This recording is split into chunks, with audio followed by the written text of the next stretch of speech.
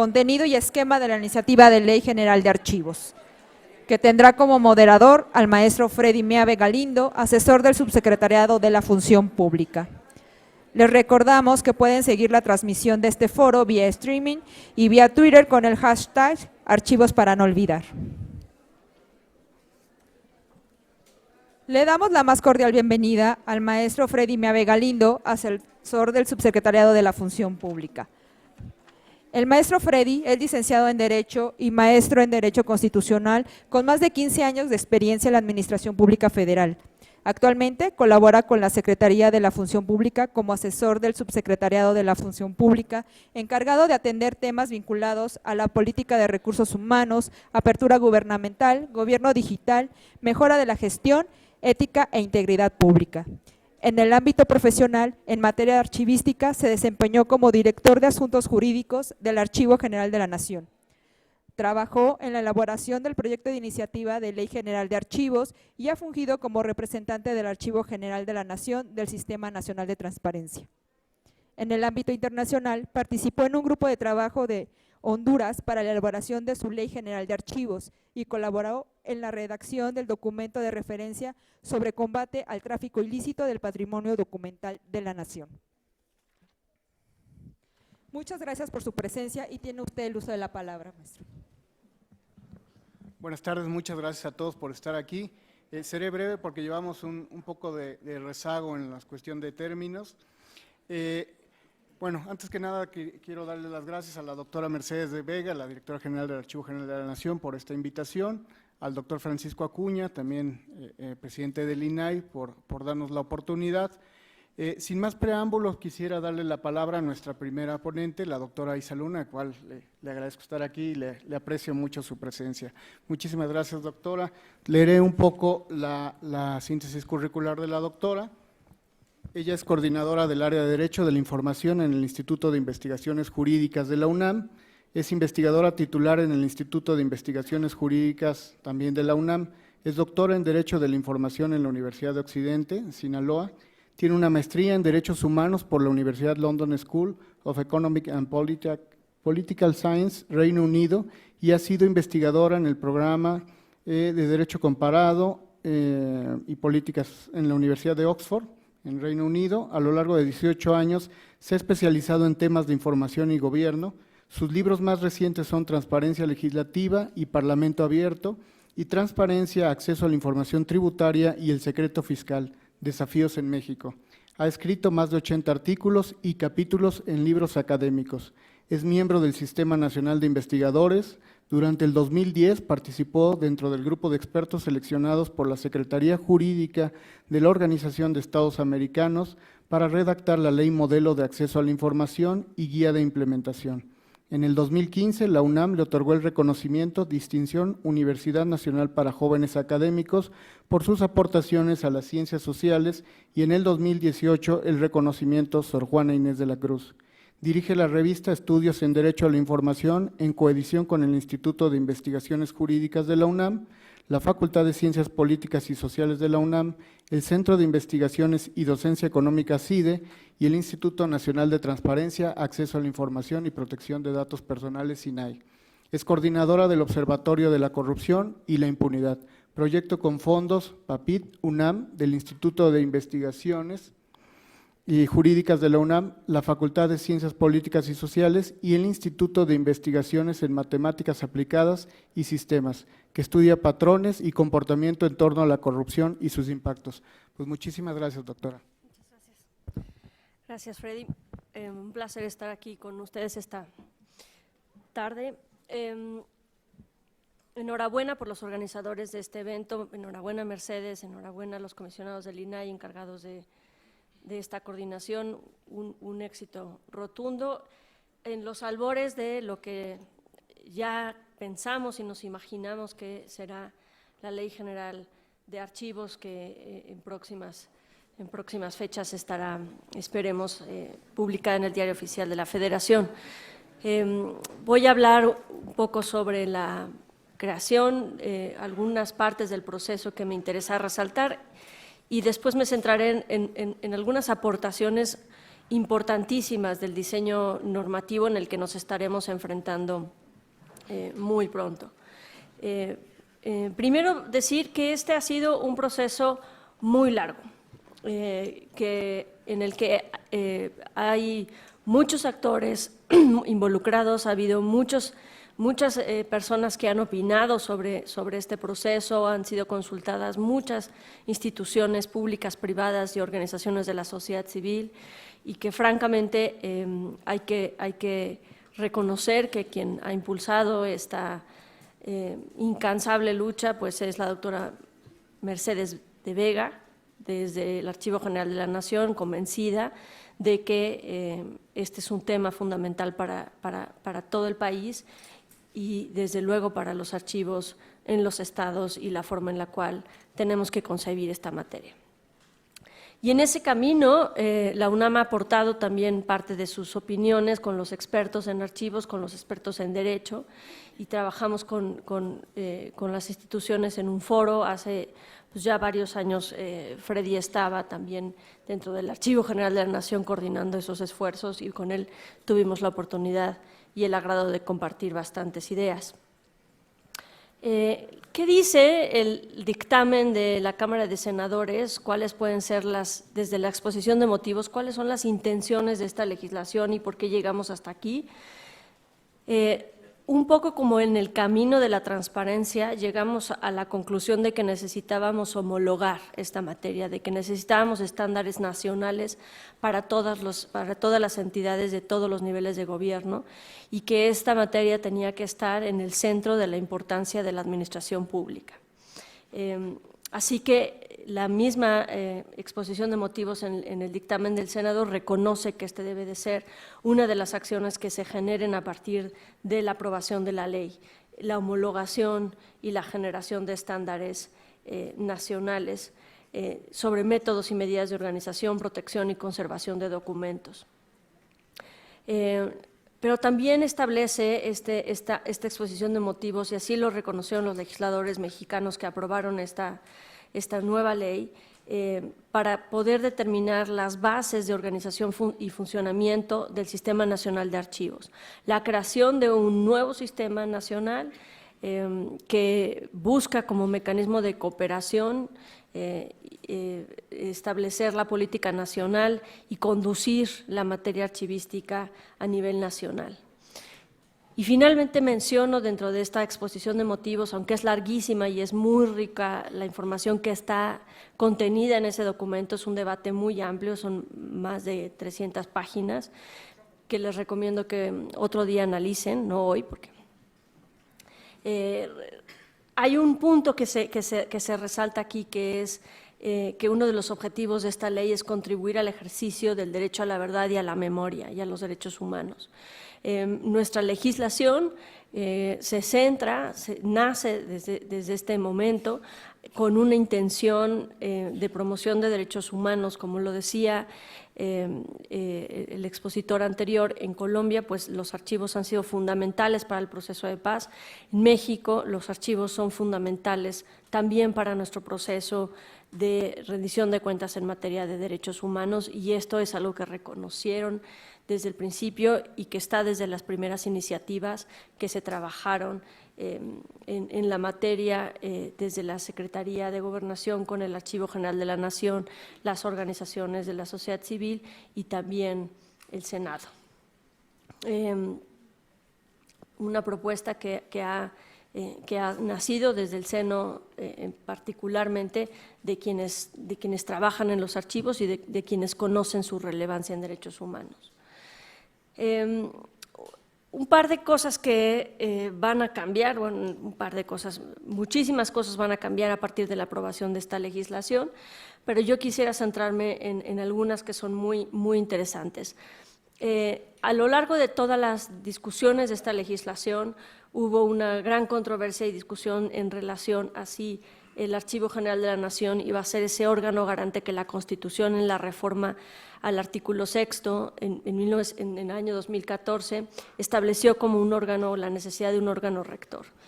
La ley en este sentido gracias al impulso de muchas organizaciones y de muchas defensa social, ha logrado establecer el Archivo General de la Nación como este órgano. ¿Y por qué se necesitaba un órgano con esa rectoría y con independencia y con una naturaleza de descentralizado?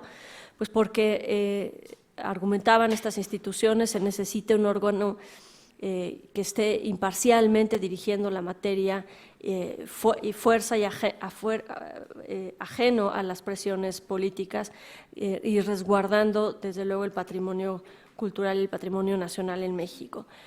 Pero desde mi punto de vista también se necesitaba una fortalecer nuestro órgano y un órgano rector para conducir esta gran labor de homologar los estándares en el país.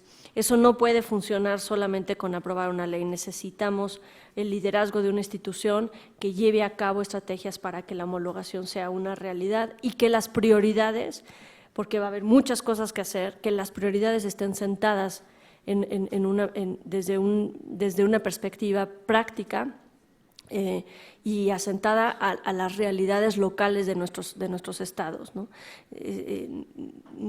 Atendiendo, por supuesto, a las capacidades institucionales que tienen tanto los sujetos obligados como los sistemas locales de archivos. Otro de los aspectos que ha quedado muy claramente establecido aquí es que la ley es muy práctica en su lectura porque divide todo lo que van a ser archivos de trámite de concentración y su administración, que eso es algo que nos han marcado la urgencia desde muchos expertos en archivo, y también establece cuáles van a ser las reglas de custodia y conservación de los archivos históricos como documentos que son patrimonio nacional. Y esta diferencia es porque las reglas en las que operan unos son totalmente diferentes en las que deben de resguardarse y operar las otras. Y la ley tiene un gran acierto en diferenciar estas y por último también en diferenciar la preservación de los archivos electrónicos y cómo esa estructura tiene que empezar a caminar. Con esta diferenciación vale la pena que quien lea la ley no confunda cuáles son las reglas que se aplican a unos y en otros. Pero hay algo que también la ley nos establece como un punto muy claro dentro de los archivos y que está vinculado con la historia de cómo nacieron los archivos en México y cuál dentro del derecho mexicano. Uno, que son considerados como bienes nacionales de acuerdo a la Ley General de Bienes Nacionales, que ya los venía estableciendo como archivos públicos, pero que son propiedad de la nación y que deben de ser resguardados por las instituciones de la nación. Y asimismo reconoce que también los archivos tienen esa doble vocación que es también de ser monumentos históricos de acuerdo a la Ley Federal sobre Monumentos y Zonas Arqueológicas, Históricos y Artísticos, en la que establece pues, que también existen documentos que tienen otro carácter, no todos tienen la misma naturaleza, ¿no? No son todos de la misma naturaleza los documentos. Que por cierto, les recomiendo, es como la tierra, ¿no? Uno piensa, pues la tierra, todo es tierra. Pues no, los geólogos dicen, no, ¿sabían que ustedes que hay diferentes nombres de tierras, hay diferentes tierras, hay diferentes composiciones en la tierra? Esa explicación la misma es con los documentos, es muy difícil distinguir todas sus naturalezas y la riqueza que lo contienen y me parece que la ley tiene un acierto en asentar estas diferencias.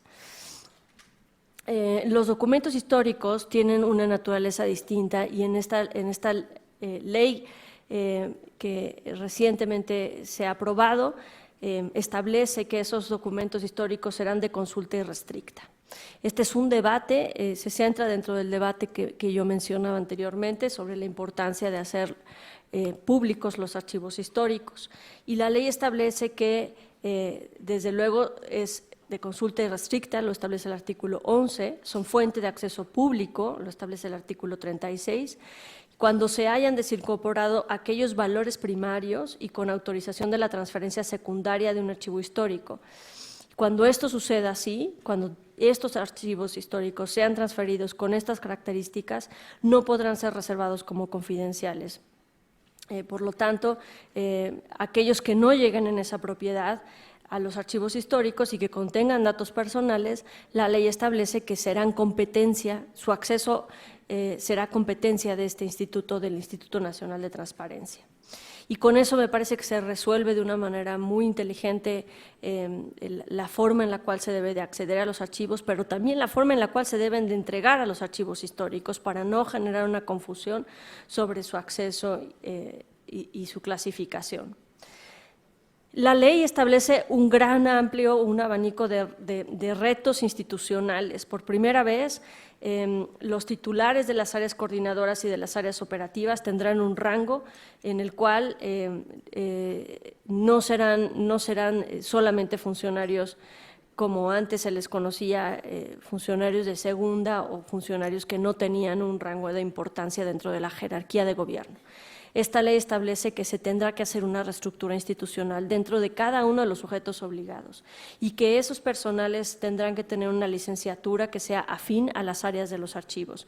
Se nos viene una reforma de profesionalización importantísima, incluso en todos los sujetos obligados, incluso en aquellos que tengan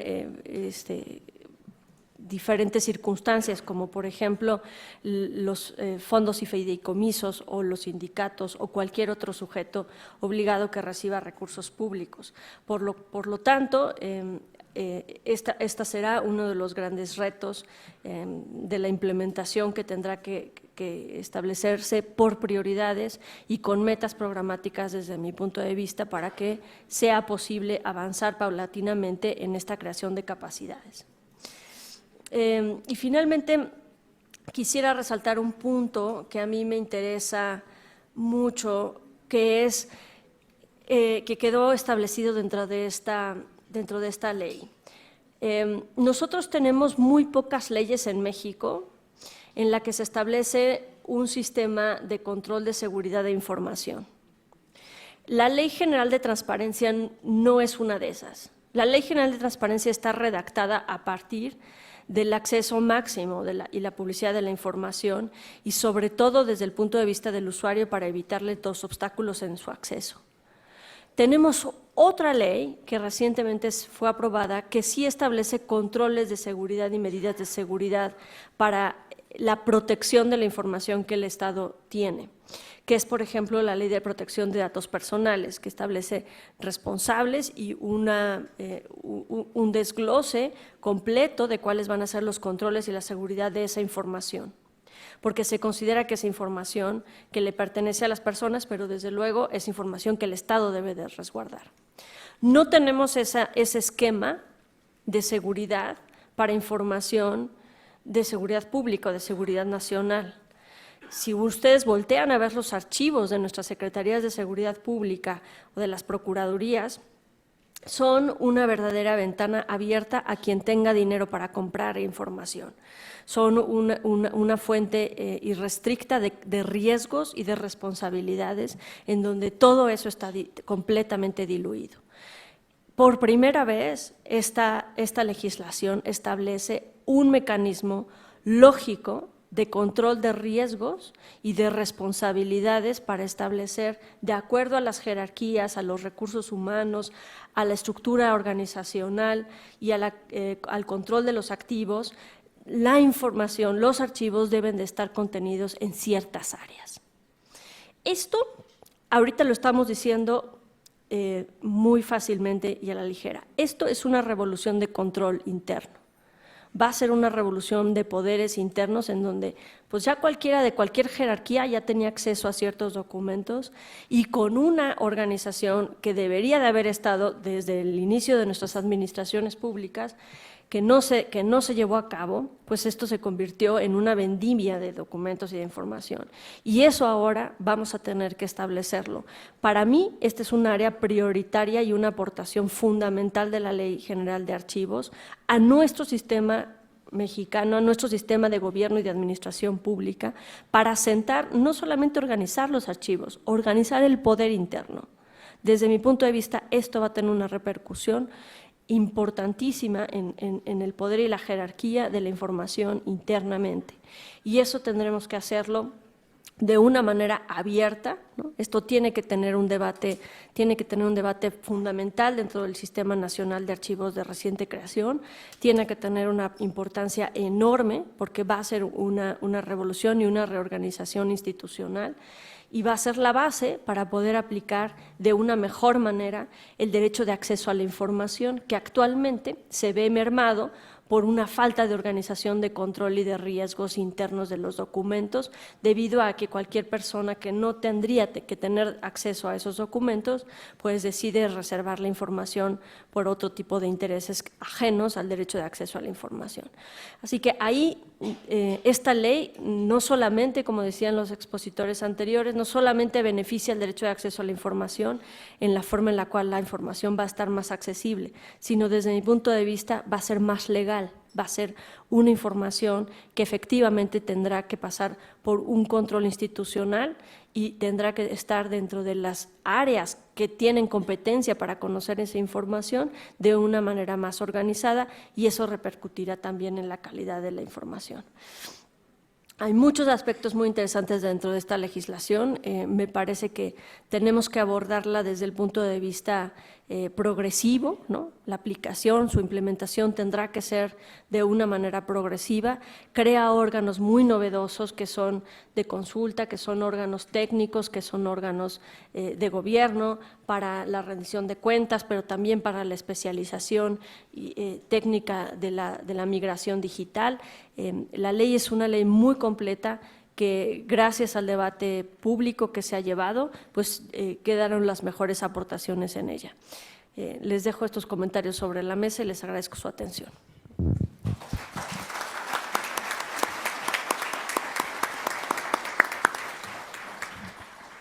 Muchas gracias, Isa. Continuamos con el uso de la palabra para el doctor David Vázquez Salguero, doctor en Historia por la Facultad de Filosofía y Letras de la UNAM. Sus temas de interés se refieren a estudios del territorio, el rescate del patrimonio documental y la historia de las instituciones. Es profesor investigador del programa de Historia en el Colegio de San Luis e integrante del Sistema Nacional de Investigadores. Fue acreedor al Premio Francisco Javier Clavijero en Historia en los premios anuales Instituto Nacional de Antropología e Historia 2004. Ha publicado libros, discos interactivos, artículos en revistas y capítulos de libros. Se ha dedicado al rescate del patrimonio documental, como parte de lo cual coordina el proyecto Integración de un Sistema de Información para la Protección y Difusión del Patrimonio Documental del Estado de San Luis Potosí. Ha coordinado la organización y digitalización del Archivo Histórico de Salinas del Peñón Blanco, el rescate del acervo de cartelería de la Cineteca Alameda, del Archivo del Sindicato de Trabajadores de la Industria Cinematográfica y la digitalización de los libros de inhumaciones del Cementerio del Saucito de San Luis Potosí, la digitalización del acervo cartográfico del Museo Francisco Cosío. Entre 2012 y 2016 fungió como vicepresidente del Comité Técnico del Archivo del Estado de San Luis Potosí. Entre 2010 y 2012 participó en el diseño de la actual Ley de Archivos del Estado de San Luis Potosí. De 2013 a 2017 fue el director de la revista del Colegio de San Luis, que se especializa en ciencias sociales y humanidades. En dicho periodo presidió el consejo editorial en la misma institución. Desde febrero de 2017 es el presidente del Colegio de San Luis, AC. Pues muchísimas gracias, doctor. Tiene usted el uso de la palabra. Muchísimas gracias. Al contrario, es un honor estar aquí con ustedes, con la posibilidad de compartir algunas opiniones en relación a la Ley General de Archivos. Desde luego que agradezco la invitación al INAI, a la AGN, a sus autoridades. Muchísimas gracias. En este marco del Día Internacional de los Archivos y por lo tanto extiendo una felicitación a los archivistas, a esta comunidad creciente y cada vez más identificada entre sí misma, ¿no? Y bueno, quisiera hablar en esta ocasión sobre el impacto que pudiera tener la Ley General de Archivos. Yo me quiero referir a 5 tipos de impactos que yo identifico que pueden ocurrir, ¿no?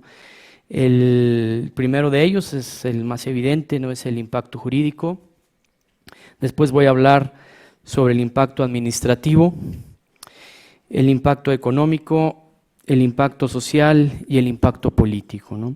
Estamos hablando de la ley, obviamente todavía no podemos dimensionar, digamos, con justicia lo que va a ocurrir, ¿no? Hay muchos elementos en la ley, en la realidad mexicana, que son difíciles de predecir. Sin embargo, hay elementos, digamos, para ir conociendo algunos de esos aspectos, ¿no? y opinar sobre ello. Bueno, en cuanto al impacto jurídico, bueno, evidentemente está ahí el tema de la armonización en los estados, ¿no?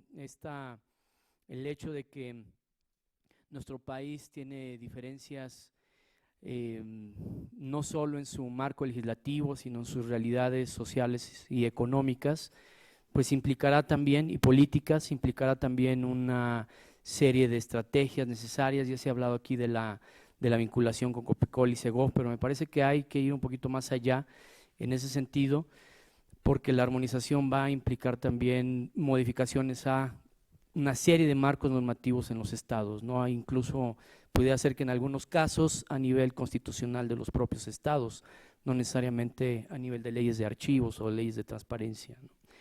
Y por otro lado, me parece que una de las estrategias que puede funcionar en este sentido es aprovechar la presencia de instituciones federales que hay en las diferentes, digamos, en los diferentes estados, porque de alguna manera las instituciones de orden federal que están a través de delegaciones, que puede ser INAH, que puede ser SCT, que puede ser, en fin, una serie de instituciones que están en todos los estados, tienen ya una vinculación muy estrecha con el INAI, con el AGN, saben de lo que se trata y me parece que ellos pueden fungir como interlocutores importantes en este proceso de armonización, ¿no? Y sobre todo en su implementación. Y por otro lado, en cuanto a la propia ley, me parece que es el momento ahora que será publicada para diseñar una serie de indicadores, digamos. Ya se tienen encuestas, ya hay maneras de hacer y se tienen diagnósticos de los archivos a nivel nacional, pero me parece que es importante diseñar una serie, una batería de indicadores como para ir dándole seguimiento a la implementación de la propia ley, lo que nos permitirá conocer el avance de esto, algunas estrategias que se mencionaron al inicio de este foro, están muy concretas, ¿no? Se hablaba de reuniones regionales, se habló de vinculación con los diferentes poderes legislativos locales, en fin, pero me parece que hay que ir también trabajando en una serie de evaluaciones que nos permitirían saber qué está pasando con la ley durante su implementación y a la postre hacer análisis ex post, ¿no? sobre su eficiencia, sobre la eficacia en la implementación y evidentemente saber cuándo necesita modificaciones esta ley. No es prudente hablar de modificaciones antes de que esté publicada la ley, pero sí hay que tener un horizonte realista de cuánto tiempo va a llevar la implementación y entonces habrá que hacer ajustes a las realidades del país en su momento, ¿no? Por otro lado, en cuanto al impacto administrativo, yo quisiera hablar también de la dificultad que va a tener el Archivo General de la Nación como órgano rector en la implementación de esta ley, porque en ese sentido imagino yo la presión burocrática que van a tener todas las instituciones en la creación de puestos, modificaciones de estructuras orgánicas, en los propios municipios también la modificación a sus leyes de municipio libre, por ejemplo, y la presión que habrá también en términos de contrataciones, renivelaciones, etcétera. Entonces va a ser una presión importante que hay que tener muy presente.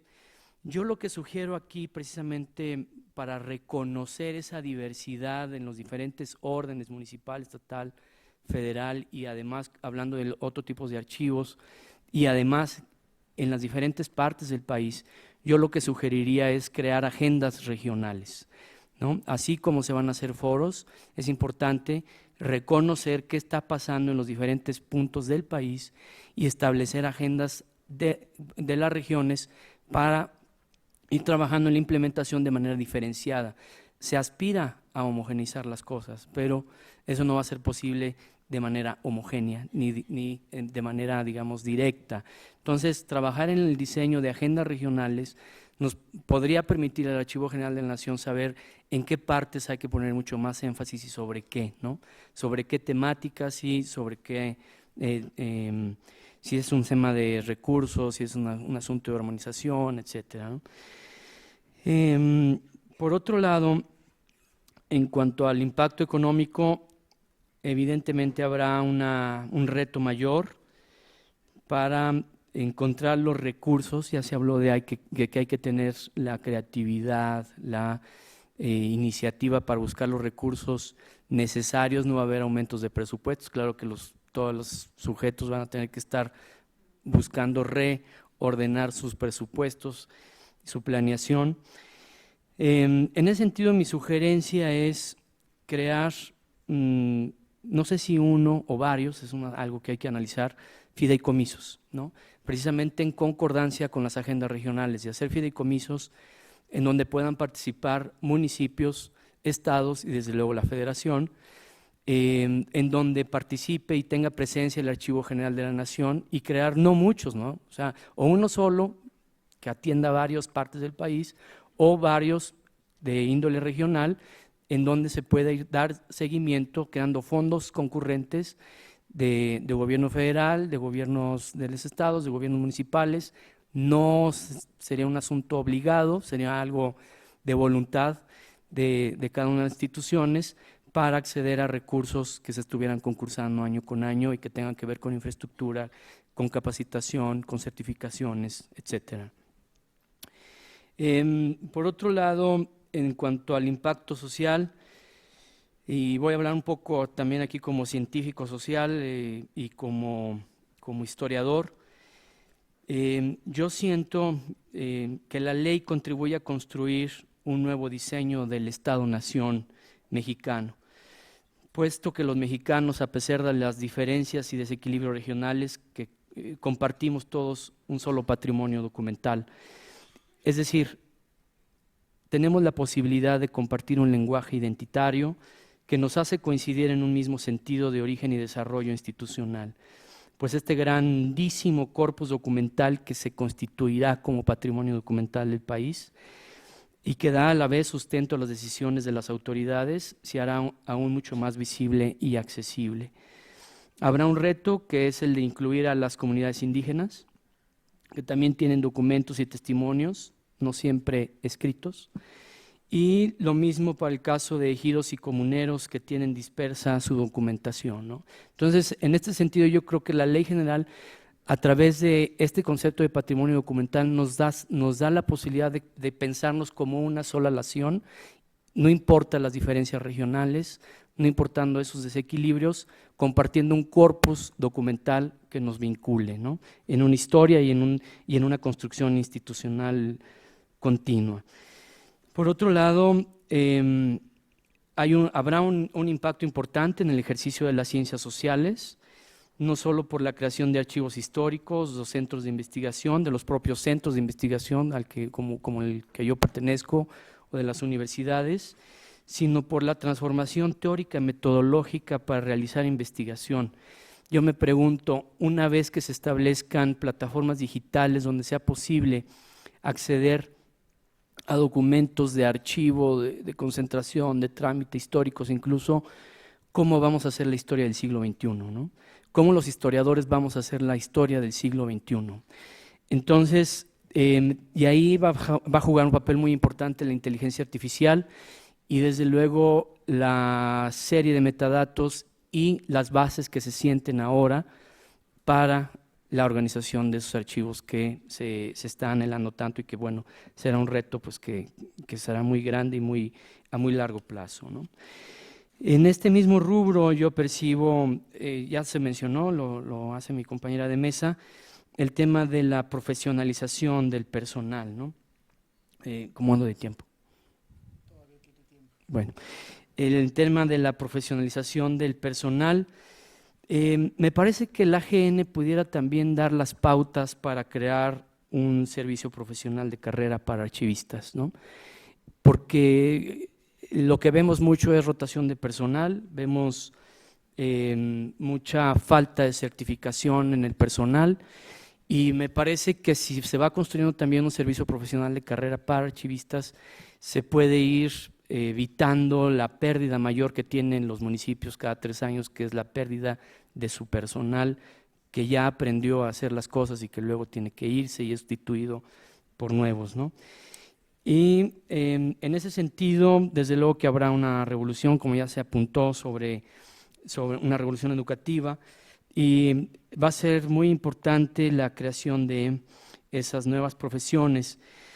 Aquí mi sugerencia es que en ese momento entre que se crean nuevas carreras, se modifican planes de estudio, se certifican y demás, se eche mano de instituciones o de grupos de instituciones, no sé si a manera de consorcios, para que pudiera haber agentes certificadores avalados por el Archivo General de la Nación, certificadores de procesos en la implementación de la ley, ¿no? Y que esto pueda ocurrir en los diferentes estados, no sé, o a nivel regional. Y bueno, en el último tema que tengo aquí referido, que es el del impacto político, yo creo que en ese sentido es importante que las diferentes instituciones,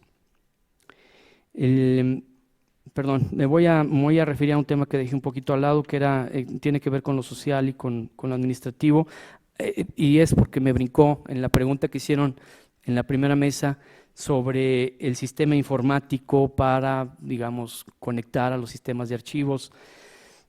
Hay algo ya de ejemplos. Me parece que la creación de lineamientos generales sobre repositorios digitales podría ayudar de tal manera que esos pasaran o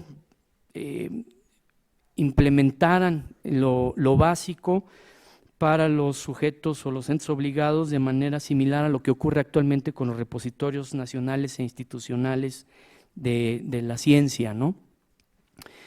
Las universidades y los centros públicos de investigación tienen sus repositorios institucionales donde vamos cargando nuestros artículos, libros y demás. Me parece que una estrategia similar pudiera funcionar en este caso, ¿no? Hablando de repositorios institucionales interconectados, y para eso también habría que crear una estrategia financiera importante desde el centro, ¿no? Desde la AGN. Bueno, me voy a referir entonces ahora a este impacto político. Yo decía que el AGN va a tener un reto muy importante al momento en que se convierta en un organismo ya descentralizado, no autónomo, pero sí descentralizado, no sectorizado, y en ese sentido el AGN va a requerir del apoyo de todas las instituciones, va a requerir que lo respaldemos, que como instituciones de los 3 órdenes de gobierno le demos nuestro aval, nuestra confianza, y para que también vaya posicionándose. Tiene un trabajo político que hacer en adelante el Archivo General de la Nación. Al no estar vinculado ya con la Secretaría de Gobernación, tendrá que construir su autoridad no nada más en términos legales, sino también en términos morales, en términos de actuación, en términos de ética, en términos de eficacia, de eficiencia, ¿no? De ser el garante de los archivos en el país, en ese sentido, digamos. Entonces, hay que darle en los primeros pasos de la implementación de la ley. Yo exhortaría a eso, a darle un voto de confianza muy importante y ayudarlo a construir esa legitimidad que requerirá en el ámbito político, ¿no? En la medida en que lo vaya construyendo y vaya cosechando también, eso va a ser mucho más fácil su vinculación sin romper reglas con congresos locales, con gobiernos estatales, con gobiernos municipales, incluso ganarse la confianza de los dueños de archivos privados, ¿no? Y bueno, quiero finalizar nada más pues con la esperanza de que esta ley de archivos, que ha demorado tanto tiempo en su diseño y estamos a la espera de su publicación, pues nos permita también generar ese lenguaje común entre los mexicanos, que yo estoy seguro que así ocurrirá, generar un sentido de comunidad también entre quienes nos interesamos por los archivos, y celebrar que estemos en este momento compartiendo estas ideas. Muchas gracias.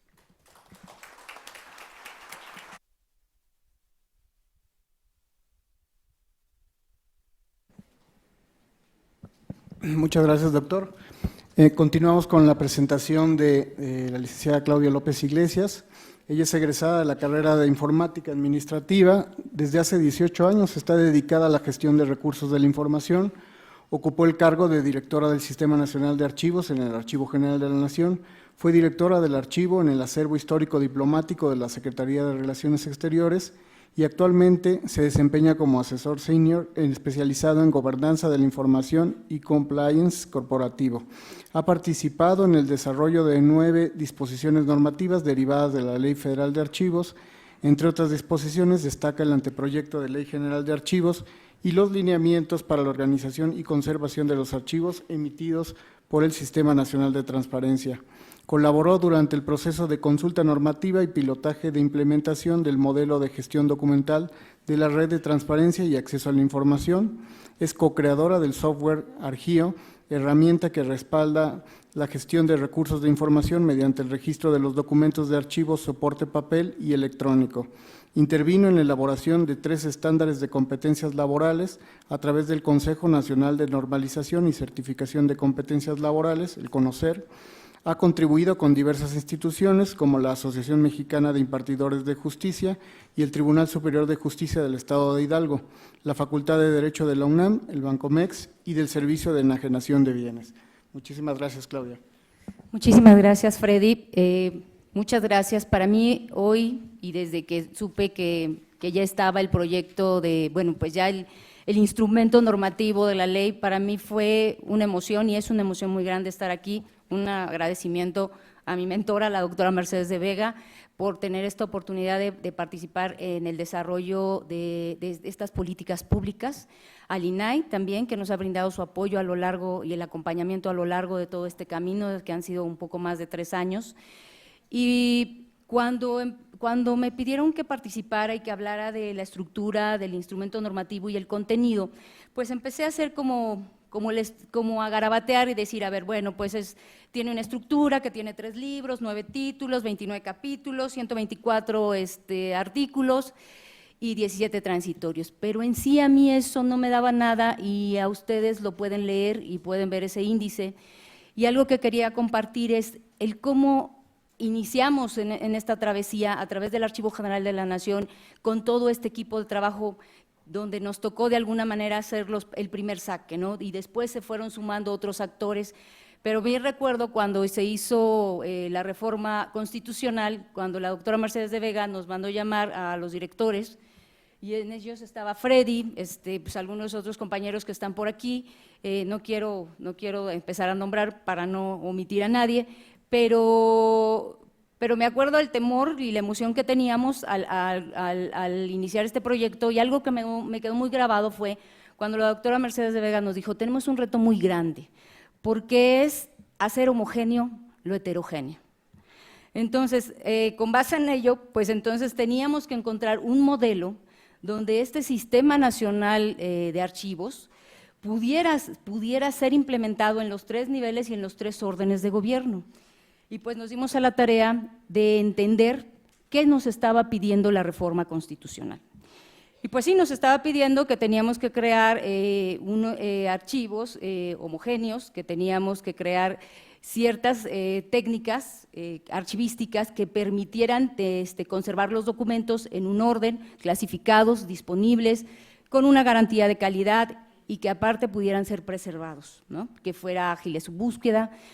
Pero no nada más era eso, ¿cómo íbamos a hacer que todos estos articuladores de este gran sistema nacional pudieran partir de un mismo principio? Y de ahí, pues nos fuimos a lo que es un principio del núcleo duro de lo que son los sistemas institucionales. Eso fue un poco lo que empezamos a hacer en este tema de institucionalidad, pero también recurrimos a algo que en la archivística se llama principio de procedencia y orden natural de los documentos. Y este principio de procedencia no es otra cosa más que te pide que analices al sujeto productor de la documentación. Y es un poco como lo que decía la doctora Ríos, nosotros no podíamos empezar de lo más a lo menos, sino teníamos que empezar de cómo funcionan las organizaciones o las instituciones. Y las instituciones pues son la base de lo que es nuestro Estado-Nación, la que nos representa, ¿no? La que brinda el servicio a los ciudadanos. Entonces, pues nos dimos a la tarea de entender qué estaba pasando con estas políticas públicas y qué nos estaba pidiendo. Esto venía de un tema de transparencia donde se pide que sea un gobierno, como ya se lo dijo el maestro Zapata, que tenía que dar confianza a los ciudadanos, que tenía que también dar certeza para el comercio. O sea, porque no nada más esta política pública, lo que nosotros empezamos a investigar, que era una gran política pública que venía de un tema de gobernanza y gobernabilidad, que empezó en 1990-1992 en África con los países emergentes y que hablaba de la falta de transparencia y que esta falta de transparencia y esta opacidad que había en estos países llevaba a la pobreza, al asesinato masivo de periodistas, de población. O sea, había una incertidumbre social. Y de esta incertidumbre social, ¿qué fue lo que se empezó a hacer a través de la OCDE, del Banco Mundial y del Banco Interamericano? Se crearon políticas públicas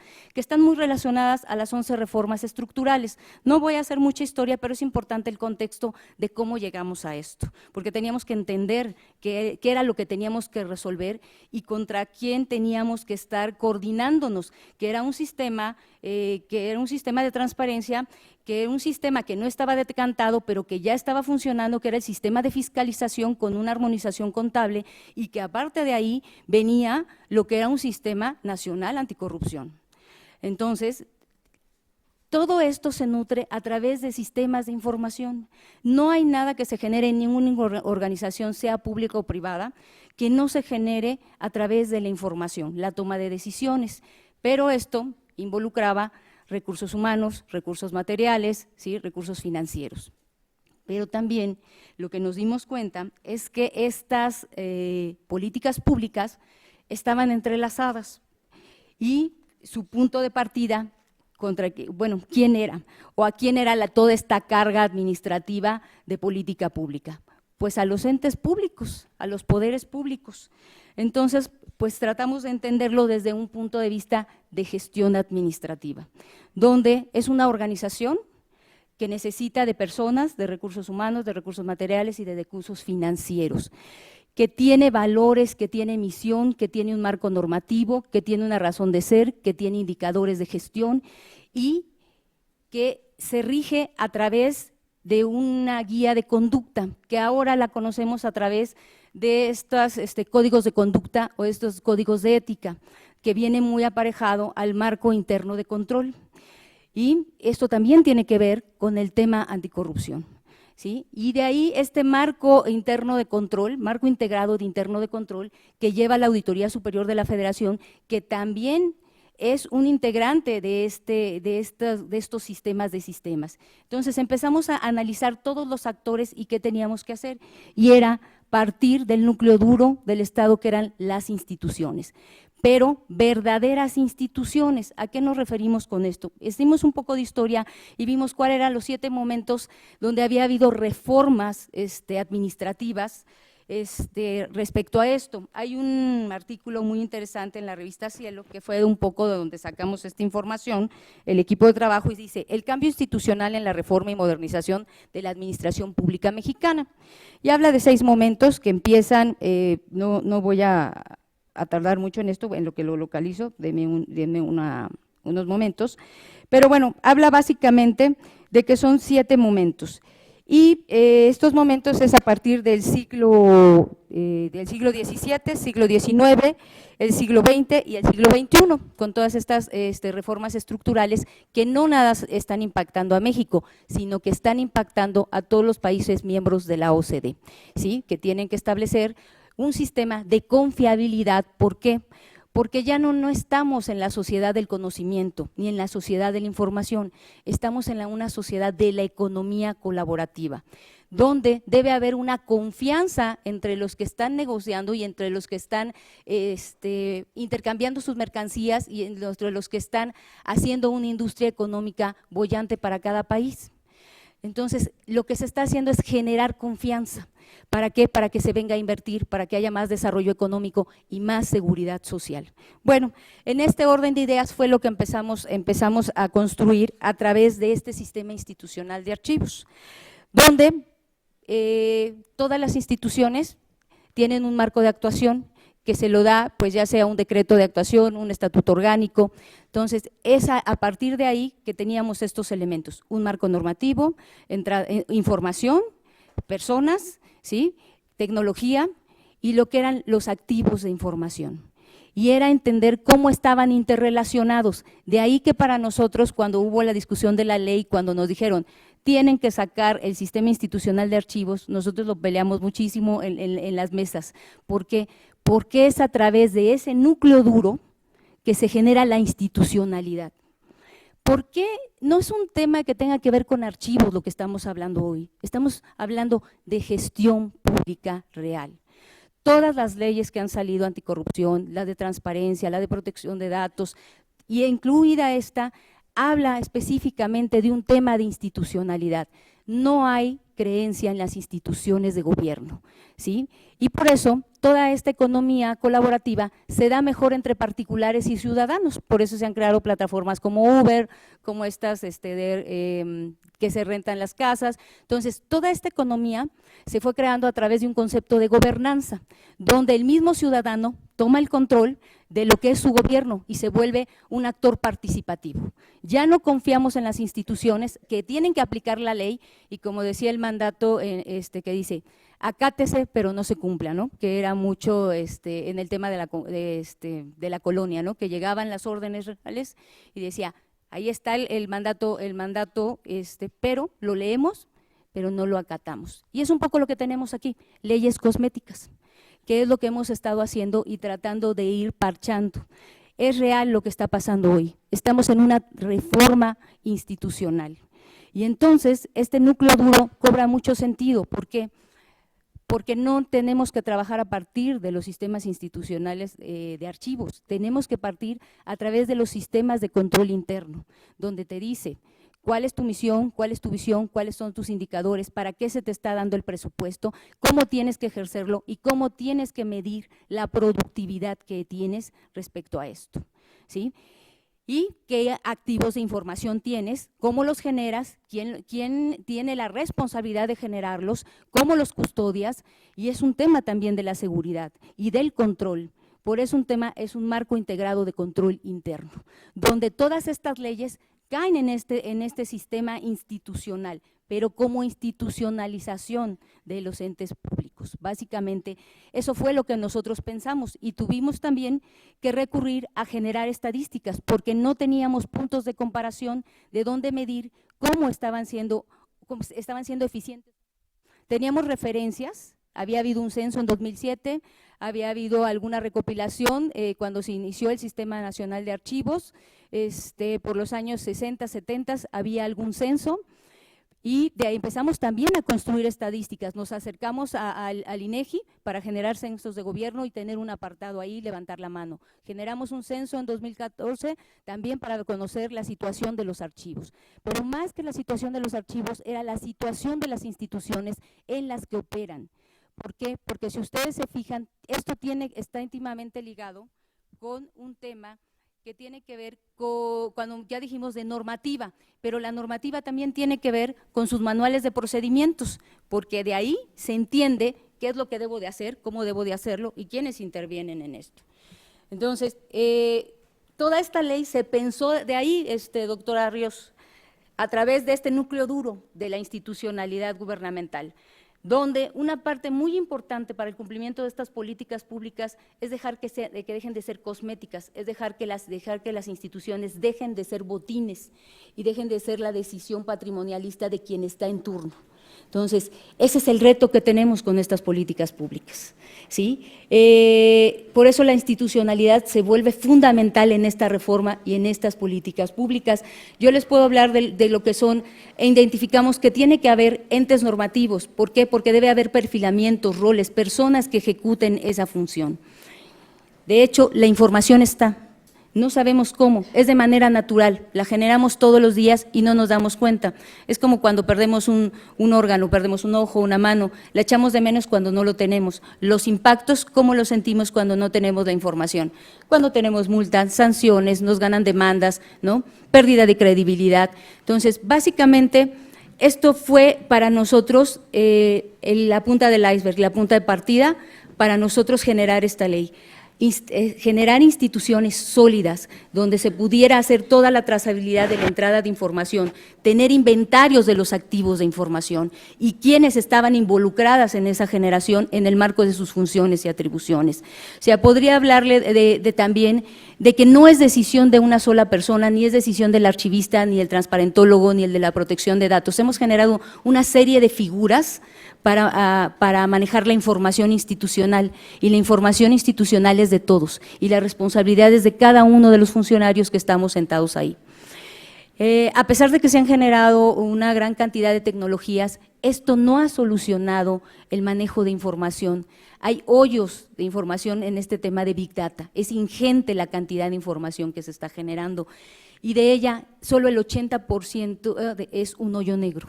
Estamos hablando que más o menos el 20% sabemos qué es, dónde está localizada, un 5% está analizada. No lo digo yo, hay estadísticas, y estas estadísticas sirven para el comercio electrónico. Entonces, ¿qué les quiero decir con esto? No vamos tarde, lo que tenemos que hacer es recobrar la institucionalidad y trabajar en el tema de alineaciones estratégicas, es decir, cuál es mi plan nacional de desarrollo, cuáles son las políticas públicas y el marco normativo, cuál es mi razón de ser, qué tengo que cumplir y qué tengo que documentar. No es tan difícil, simplemente es tomar la conciencia. Respecto a los presupuestos, pues bueno, dentro de esta ley también se habla de un programa que es el plan anual, lo que es ahora de desarrollo archivístico, donde se tiene que ver cuáles son los recursos que se necesita para resguardar esta información, para asegurarla, tanto como personas como edificios. Entonces, es un poco lo que yo les quería compartir, más que decirles que en el libro segundo o en el libro tercero, esta ley fue muy pensada en el sentido organizativo, en el sentido de gestión pública, no tanto en un sentido propio. Bueno, desde el punto de vista de trabajo que nosotros hicimos, que tenía que ser algo útil para todos estos tres sistemas, ¿sí? Que tenía que abonar a la alineación de procesos y procedimientos para entender dónde estaba corriendo la información, que tenía que haber estos instrumentos archivísticos no como algo de cumplimiento, sino como algo de entendimiento, de donde hubiera un diagrama organizacional donde nos dijera dónde empieza, dónde termina, qué te faculta, ¿sí? ¿Quién tiene que generarte, qué coadyuva con qué? Entonces, esa fue la lógica en la que pensamos esto y también la lógica en que empezamos también a generar estadística, ¿sí? Porque lo que no se controla, lo que no se cuenta, no se puede mejorar. Entonces, creo que se sentaron incluso también bases a través de modelos de competencias laborales que vienen ahí asentadas, que dice el desarrollo de competencias y habilidades, para que difícilmente vamos a poder ahorita generar de manera instant ramen profesionales en archivos, pero tenemos gente muy valiosa que tiene 20, 25 años en los archivos, que tiene que ser redignificada en su labor, el perfilamiento. Una parte de lo que habla de las reformas de este siglo XIX, de las reformas institucionales que impactaron a México, fue el servicio profesional de carrera. Entonces, ¿cómo podemos tener una figura de coordinador de archivos? ¿Cómo podemos tener representantes o responsables de archivos de trámite o de concentración en el histórico cuando ni siquiera tenemos los perfiles para hacerlo, cuando ni siquiera tenemos el puesto ni la vacante para hacerlo? Acuérdense que nosotros no gestionamos, no hacemos gestión pública ni administramos para transparentar ni para rendir cuenta. Ese es el fin último de toda la gestión pública. Nosotros generamos servicios, bienes y servicios a través del Estado, y muchos de esos bienes y servicios tienen que ver con trámites y entender cuál es esa tramitología y cuál es lo que tengo que estar consolidando en esos procesos y procedimientos y atención de asuntos. Básicamente eso es lo que yo quiero compartirles, y la otra, nada más hacer un paréntesis respecto a algo que dijo Israel de la problemática que íbamos a tener para la implementación del Sistema Nacional. En el transitorio tercero habla que en tanto las leyes existentes no contravengan a esta disposición y a este instrumento normativo, pueden seguir utilizándose. Y si bien recuerdan, pues una parte de intención de generar estos lineamientos para la organización y conservación de los archivos de este Sistema Nacional de Transparencia, a través de la Comisión de Archivos, fue generar una ley chiquita que le permitiera ir habilitando a los estados las necesidades, o sea, irse preparando para recibir esta ley. Pero no es un tema nada más de archivos, es un tema de gobierno y es un tema básicamente de gobernanza y gobernabilidad. Muchísimas gracias. Sí, perdón.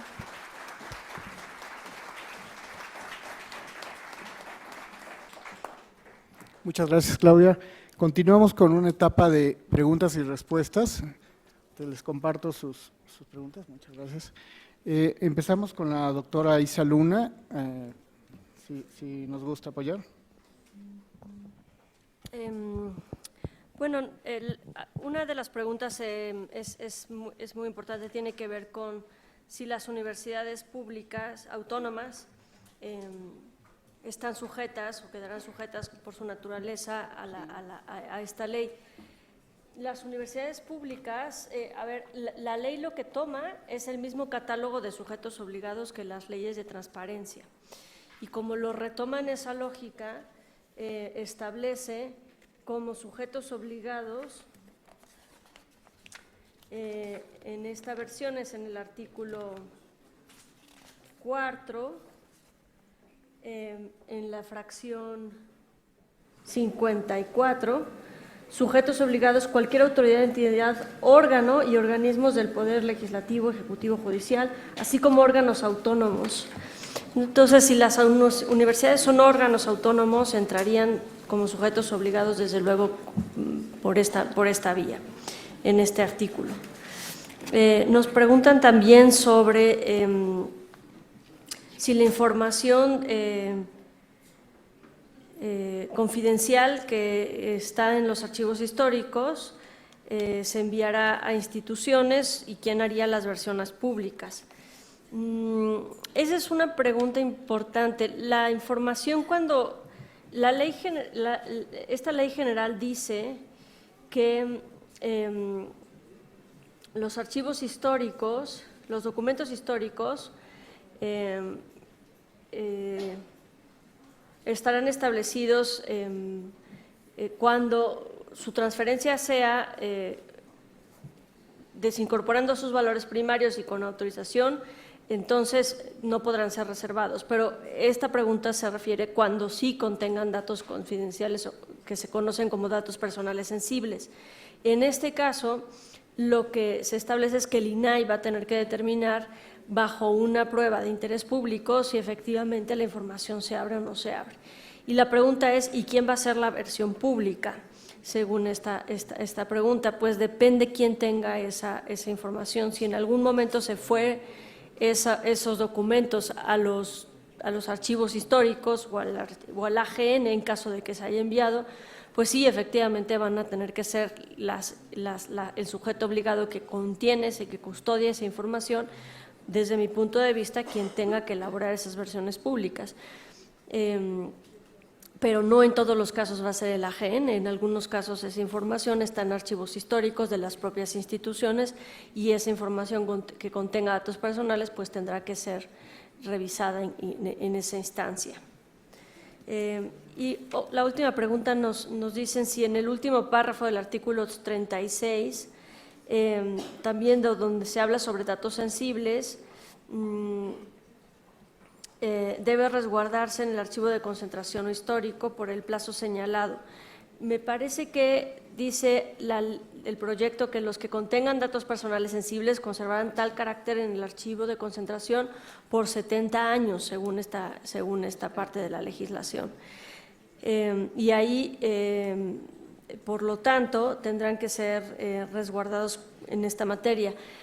Yo lo que supongo y lo que me parece que debería de suceder es que una vez que se haya publicado esta legislación, el Archivo General de la Nación y el INAI, en su calidad de integrante de este sistema nacional que se crea, pues también tendrán que emitir ciertas directrices y ciertos lineamientos que llenen este tipo de cuestiones o de preguntas para que puedan orientar la manera en la que se debe de implementar. Pero yo creo que esto no debe de dejarse así a la deriva para que no puedan establecerse comportamientos que no sepan cómo actuar los sujetos o los operadores jurídicos, sino que tenga que haber algunos lineamientos específicos. Esta es una de las facultades particulares del sistema nacional que se crea en esta ley. Muchas gracias. Doctor. Sí. Gracias. Esta pregunta dice aquí que puede ser para mí o para Isa Luna. Dice, en materia de control de riesgos y seguridad de archivos, que es importancia capital por ser un blanco de atentados y desastres, en el reglamento de la Ley General de Archivos se contempla en Plan Nacional de Protección Civil. Bueno, yo en lo personal no lo sé, ¿verdad? No sé si tú lo sepas, Isa, pero yo creo que debería de contemplarse este tema. La ley ya menciona algo sobre este asunto, ¿no? Sin embargo, yo creo que si se tomara la sugerencia que hice de definir agendas regionales, creo que este sería tema de agenda regional. Hay archivos que están más vulnerables que otros a precisamente inundaciones, huracanes, sismos, en este caso en la Ciudad de México. En fin, yo creo que puede ser un asunto de agenda regional, pero creo que también los propios archivos deben contemplar en sus planes, proyectos y planes de trabajo el tema de protección civil. Hay algo que no se ha hablado en la ley y que también importa, que es la salud, el tema de salud, ¿no? Que pues hay que también crear estrategias para pues mantener la salud de quienes trabajan en esos lugares, que están expuestos a muchos riesgos que no se ven, ¿no? Que son microscópicos. Entonces, bueno, parece que son temas de trabajo en adelante, desde mi punto de vista. Sí. Tengo dos preguntas. Carla Guadarrama, ¿cómo se establece en esta ley lo relacionado con asuntos indígenas? Bueno, hasta hay instituciones que tienen a su cargo el tema de asuntos indígenas, pero por otro lado hay estados y municipios que son a través de leyes y costumbres, y ahí es un poco, por ejemplo en Oaxaca, se ha logrado ir recopilando acervo, pero son muy celosos de este tipo de sus acervos, de sus costumbres. Entonces es un poco también empezar esa negociación y ver cómo se podría ir transmitiendo la necesidad de ir guardando este acervo documental, o por lo menos que sea capaz de poder apoyar el sistema, este sistema institucional a través de algún tipo de fideicomiso, como decía el doctor. La verdad que ahí fue una laguna para nosotros por el tema de que hay comunidades indígenas que se manejan por usos y costumbres, ¿no? Entonces ahí generalmente pues no hay un tipo de intervención al respecto hasta donde yo sé, ¿no? Pero podría ser un buen momento para poder inspeccionar cómo se puede ir rescatando todo este acervo cultural. La otra pregunta que se me hace dice que si ahora con la Ley General, es de Georgina Sandoval, que si ahora con la Ley General de Archivos, el coordinador de archivos solo se dedicará a esa actividad. Pues mira, yo veo complicado, porque pues si que eso sea cierto, y si tú lo observas, las cargas de trabajo dentro de la administración pública no están bien distribuidas, o sea, a veces hacemos hasta 3 o 4 o 5 cosas y veo complicado, como decía el doctor, los temas presupuestales. Sí hay una entidad que tiene que ver con transparencia y crearon la figura, hay una que tiene que ver con la protección de datos y están viendo la gestión. Creo que de ahí también nosotros como parte de gestión documental nos vemos un poquito lentos porque tendríamos que hacer ese perfilamiento, porque sí existe en un puesto Y en otros países sí está el perfil dentro de la función pública. Aquí no lo tenemos, pero tendríamos que ir trabajando para ir construyendo esta parte, porque si no, esto se lo dan a los directores de recursos materiales, porque son los que llevan las bodegas, ¿no? Entonces, generalmente, pues, si yo siempre tenía la frase de el perro manda al gato y el gato manda a su cola, ¿no? Y entonces la cadena va bajando en el tema de control. Y no es por menospreciar, pero a veces ponen a funcionarios públicos del más bajo nivel, a nivel operativo, a trabajar estas cuestiones. Hay que ir abriendo brecha, ya está en ley, si ustedes se fijan de que salió la Ley Federal de Archivos ahora, se generaron esta serie de 9 disposiciones normativas donde fueron colocando cada vez mejor a un coordinador de archivo, donde tendrá que ir teniendo su perfilamiento y su rol, porque ahora pues ya está en el comité de información y participa en otras decisiones, ¿no? Coordina el grupo interdisciplinario dentro de esta ley. Entonces, en medida que este coordinador de archivo entienda la importancia que tiene la gestión documental y los que son los activos de información institucional, pues tendrá que ir ganando estos espacios y este respeto, ¿no? Bueno, solo una última pregunta, perdón, que quisiera contestar el doctor Vázquez, y es referente a cuáles son las obligaciones para los sujetos obligados respecto a las comunidades indígenas que marca la Ley General de Archivos. Sí, ahí lo que quisiera mencionar es que desde hace como unos 15 años, quizás un poquito más, empezaron a crearse en los estados a nivel, digamos, legislativo también, o por cuestiones legislativas, los padrones de comunidades indígenas y se les otorgan personalidad jurídica, no importando si esas comunidades indígenas pertenecen a uno o varios estados o municipios, se constituyen como tales y tienen esa personalidad jurídica. Entonces, me parece que desde ese punto de vista se podría apoyar a esas comunidades en la organización y gestión de su documentación, porque durante el trabajo que se ha hecho para definir esos padrones de comunidades indígenas, generalmente se ha acercado a talleres, a trabajos, digamos, en conjunto, y hay ya documentación emanada de ese ejercicio, ¿no? Son actas de asamblea, son cartografías, son mapas, son testimonios, y los sujetos, digamos, las comunidades indígenas, al tener esa personalidad jurídica, son sujetos de apoyo de parte de municipios, estados o de la federación, de apoyo económico. Y la ley contempla, pues, que quienes reciban recursos económicos estarían, digamos, en obligación de cumplir esta ley. Entonces, me parece que esa puede ser también una vía. Pues muchísimas gracias a todos por su atención. Hemos concluido la segunda mesa referente al contenido y los esquemas de la Ley General de Archivos. Muchas gracias.